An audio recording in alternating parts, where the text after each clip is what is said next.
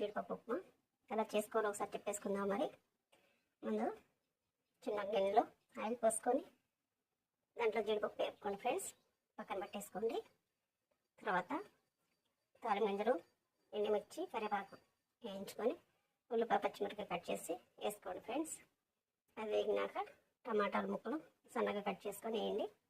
అది మగ్గేటప్పుడు పసుపు ఉప్పు యాడ్ చేసుకోండి ఫ్రెండ్స్, లైట్గానే వేయండి ఉప్పు.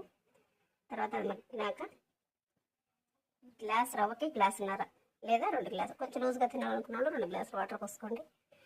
అవి మరిగేటప్పుడు ఉప్పు వేసుకోండి ఫ్రెండ్స్. రవ్వ ముందుగానే గ్లాస్లో కొలిచి పెట్టుకుంటాం కదా, అది వేసుకొని ఉండలు కట్టకుండా తిప్పండి ఫ్రెండ్స్. నేను ఇందాక పెట్టే వీడియోలో ఉండలు కట్టకుండా తిప్పండి. బాగా కలిపినాక అది దగ్గర పడ్డేటప్పుడు ఆపేసి కొత్తిమీర చల్లేసుకోండి, సర్వ్ చేసుకోండి. సూపర్గా ఉంటుంది ఫ్రెండ్స్. Tasty upma ready. జీడిపప్పు